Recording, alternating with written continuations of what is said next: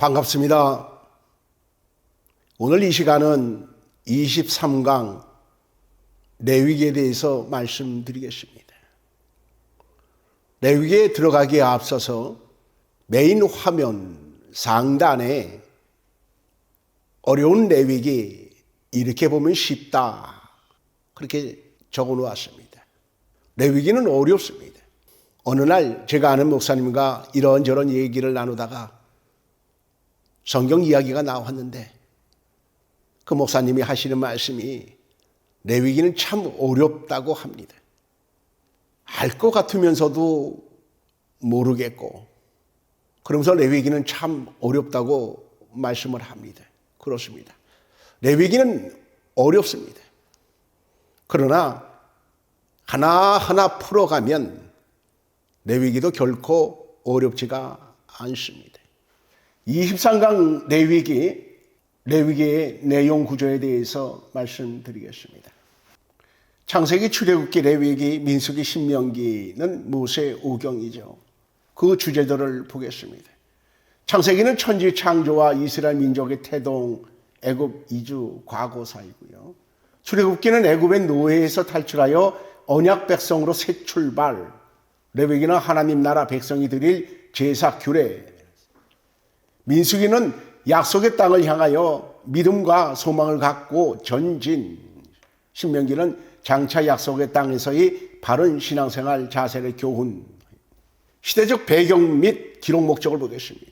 모세오경은 BC 1446년에서 1406년 사이 중후반에 기록되었습니다.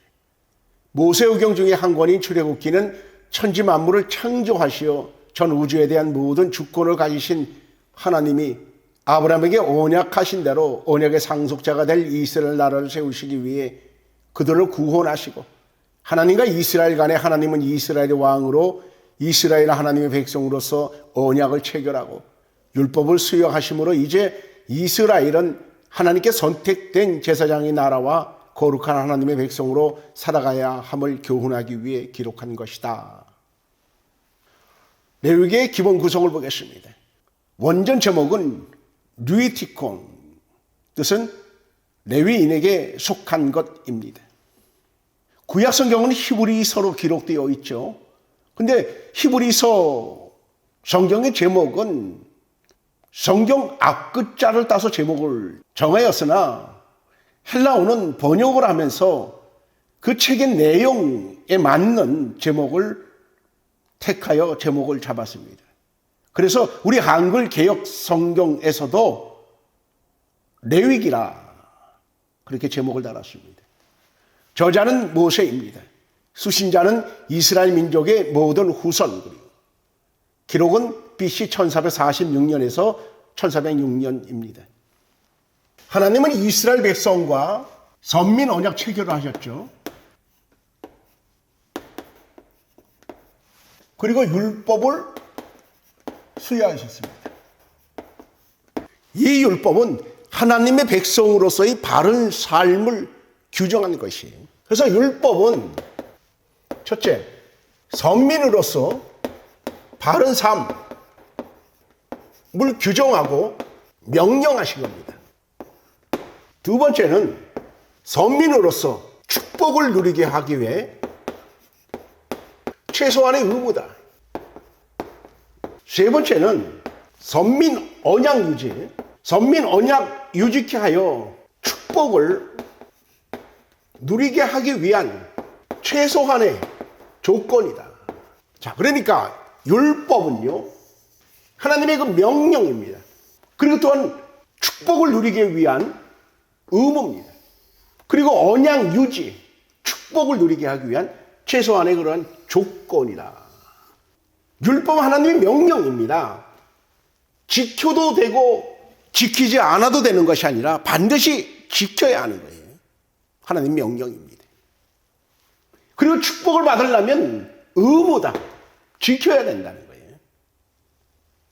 그리고 언약을 유지하고 축복을 받기 위한 조건이라. 율법의 구조를 보겠습니다.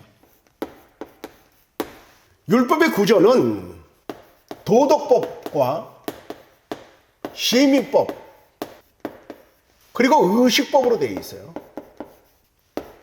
그렇게 세 가지로 되어 있고요. 그 다음에 율법의 목적은 하나님과의 교제입니다. 교제를 하려면 성결해야 되는 거예요. 인간이 거룩하신 하나님 앞에 나아가려면 깨끗해야 되는 거죠. 이 성결의 그 방법이 뭐냐? 율법 준수예요.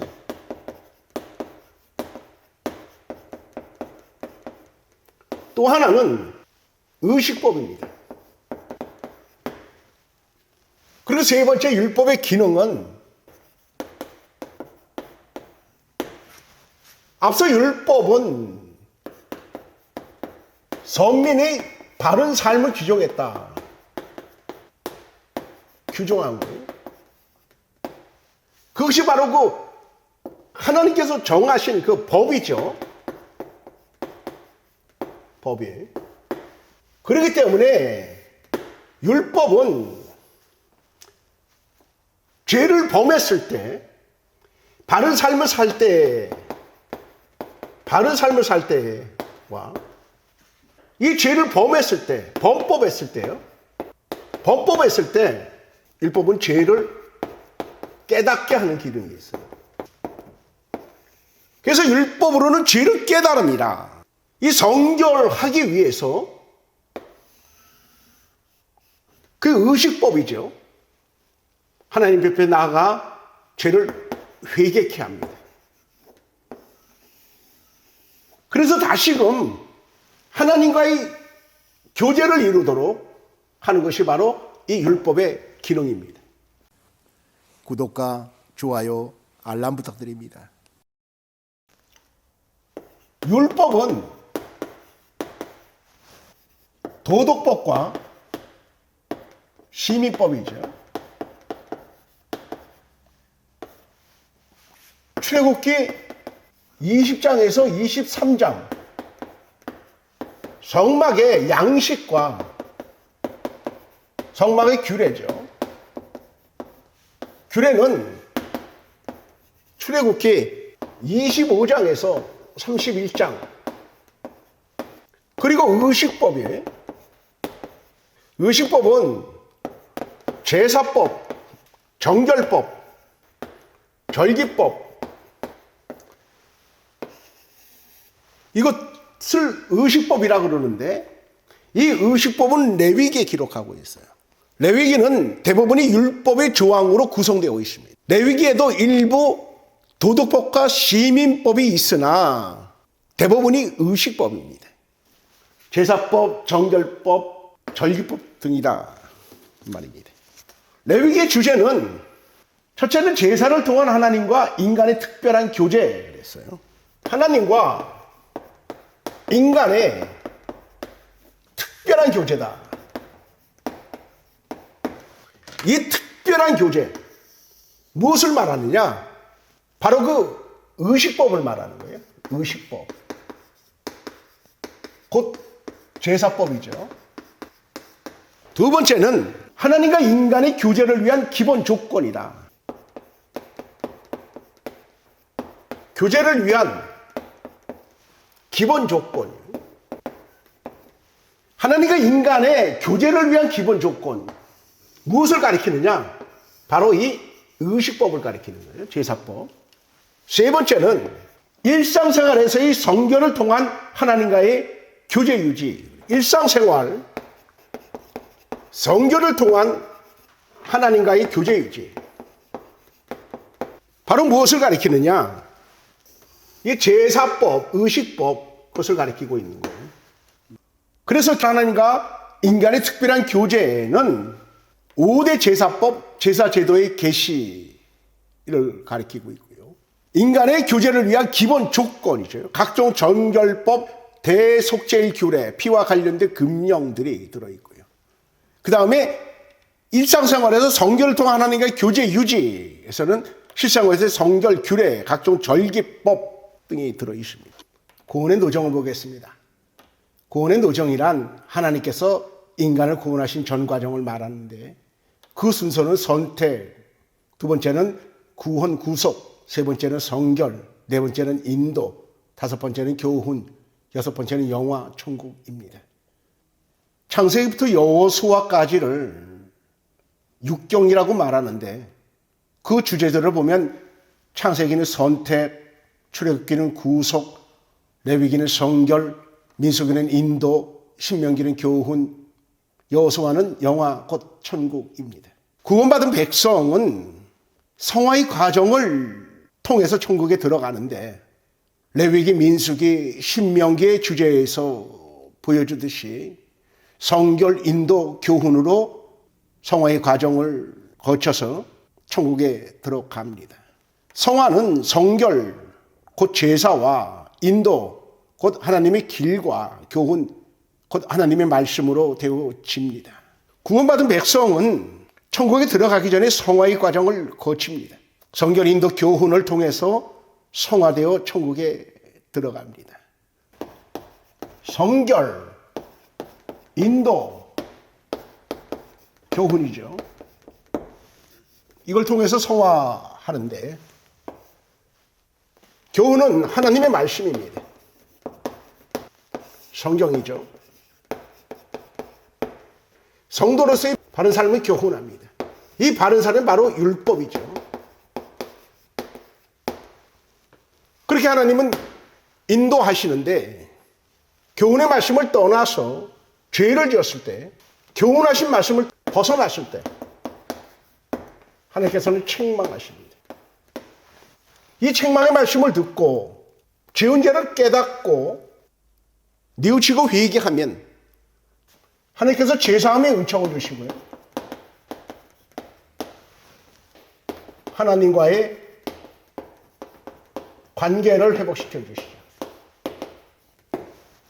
디모데후서 3장 16절에 모든 성경은 하나님의 감동으로 된 것으로 교훈과 책망과 바르게 함과 의로 교육하기에 유익하니 이는 하나님의 사람으로 온전케 하며 모든 선한 일을 행할 능력을 갖게 하려 함이라. 하나님의 사람으로 온전케 한다. 하나님께서 성악케 하시는 것은 하나님의 사람으로,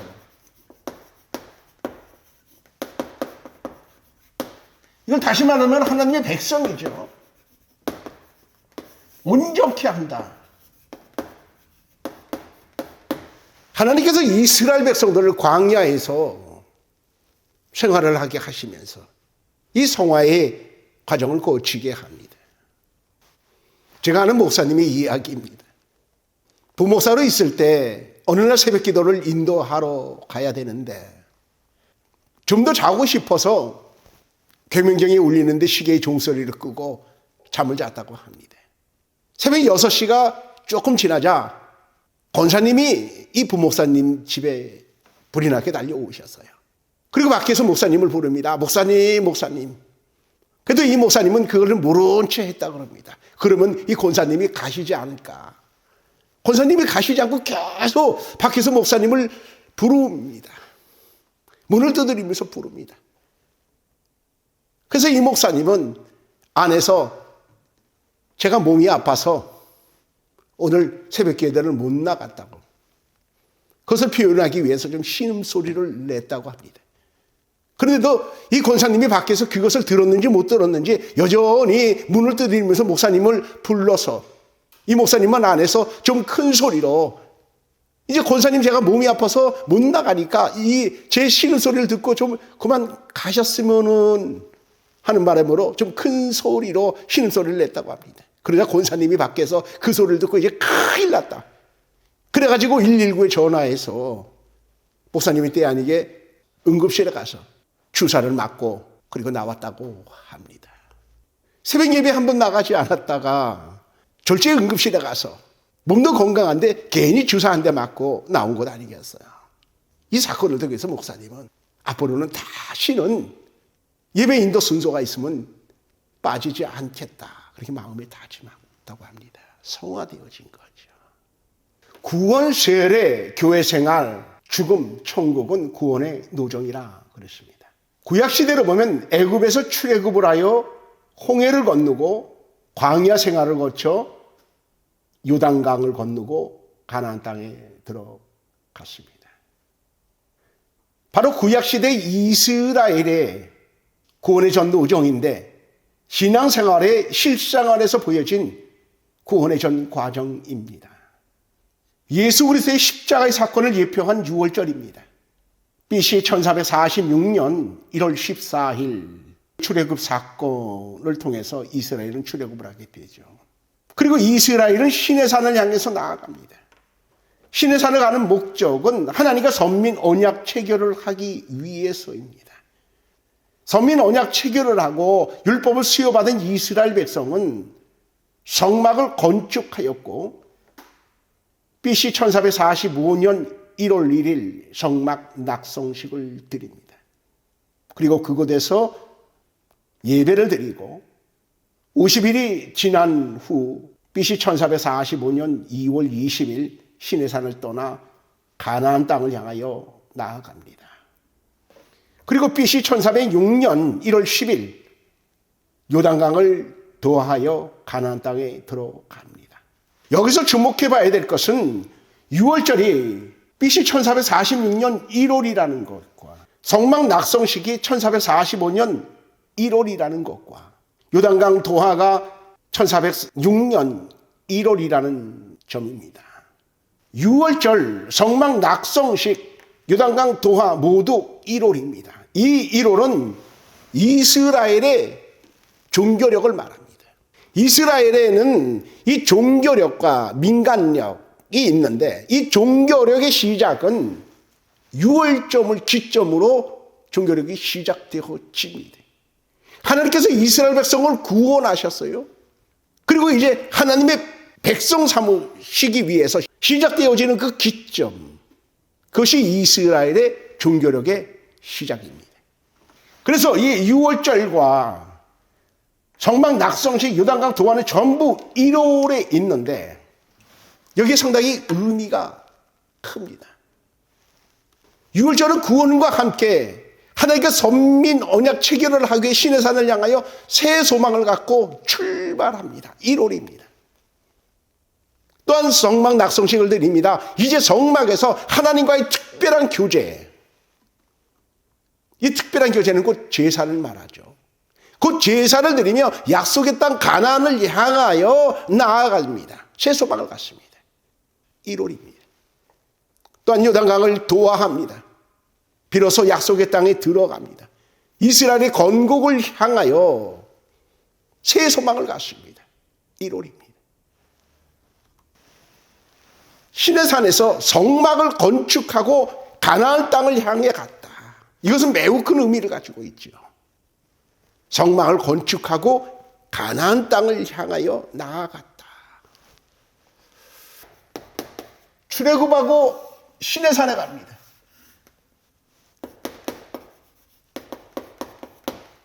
하나님의 임재의 상징이죠. 이 시내산에 가서 선민 언약 체결합니다. 그리고 하나님께서 이스라엘 백성들에게 율법을 수여하십니다. 그리고 성막 규례를 주십니다. 이 성막 규례에 따라 여기서 성막을 건축합니다. 낙성식을 드리고요.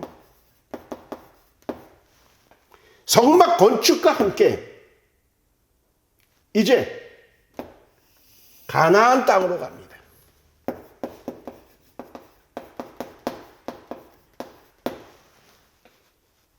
여기서 주목할 것은 성막 건축, 성막과 함께 가나안 땅에 간다. 성막은 하나님과의 교제, 하나님을 만나는 곳.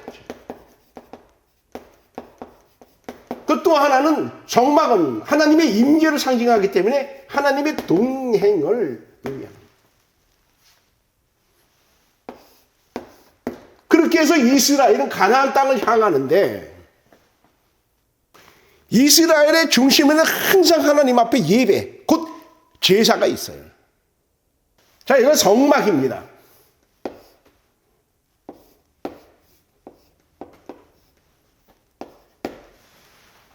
지성소, 성소, 번제단, 이게 물두멍이죠.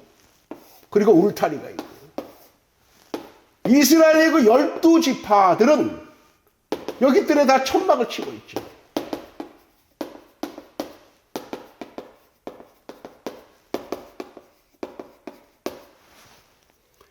이스라엘의 신앙생활의 중심,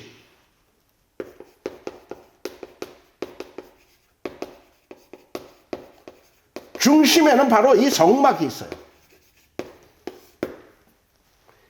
이 성막을 통해서 하나님과 교제하며 만나며 동행하며 가나안 땅에 간다. 매우 큰 의미를 가지고 있는 거예요. 오늘날도 그리스도인들이 하나님 앞에 예배를 드리죠. 이 예배를 통해 하나님과 교제하고 하나님을 만나고 동행하며 하나님은 저희들을 그렇게 천국으로 인도하십니다. 구약시대 이스라엘 백성들을 인도하신 것처럼 우리들을 저 천국 갈 때까지 그렇게 인도하신다, 그런 말씀입니다. 이러한 구약시대에는 제사, 오늘날 우리의 예배를 통해서 하나님은 우리를 성화의 과정을 거쳐서 천국으로 인도하시는 거예요. 거기에 이 성막이 있다. 이 성막은요, 그릇과 같다. 무엇을 담는 그릇이냐? 바로 의식법이죠. 제사법. 이 제사법을 담는 그릇이에요. 성막이 그릇이라면 의식법은 그 그릇에 담는 건 내용입니다. 내용. 이 성막이 있어야 제사를 드릴 수 있는 거예요. 성막은 예배 드리는 그 장소를 말하죠. 예배의 장소. 구약시대의 그 제사의 장소죠. 그 다음에 또 성막엔 거기에 제사를 위한 각양 기구들이 있어요. 이 기구들을 통해서 한번 제사를 드리는 거죠. 그래서 이 성막과 함께 이스라엘은 가나안을 향해서 가는 겁니다. 이 성막에는 하나님의 임재를 상징하는 그 구름이 성막에 머물렀죠. 하나님이 이스라엘과 함께 하신다는 겁니다. 그리고 이 구름이 떠서 옮겨질 때 제사장들은 성막을 거두어 옮겨 그리고 구름이 인도하는 곳으로 진행하여 나아갔고요. 이스라엘 백성들은 그 뒤를 따라갔고 구름이 멈추는 곳에 그곳에서 성막을 다시 펼쳐짓습니다. 그리고 그 주변에 이스라엘 백성들은 천막을 치고 다시금 성막을 중심으로 신앙생활하고 가나안 땅을 향하여 나아갑니다. 그러므로 이 구약시대의 성막은 굉장히 중요합니다. 하나님 앞에 제사를 드리는 것은 굉장히 중요합니다. 그러므로 오늘날의 성도들은 구약시대 이스라엘 백성들에게 성막 규례를 주신 이유를 레위기를 통해 알아야 하는 겁니다. 왜냐하면 오늘날 모든 예배 기초는 구약의 제사로부터 왔기 때문입니다. 그렇기에 구약의 제사를 알아야 오늘날 우리가 드리는 예배를 알게 됩니다.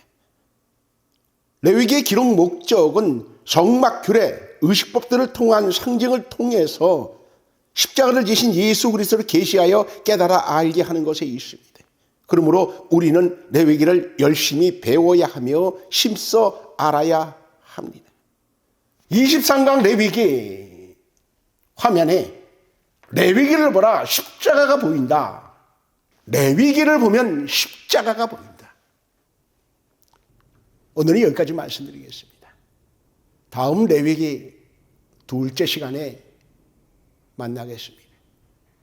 들어주셔서 감사합니다.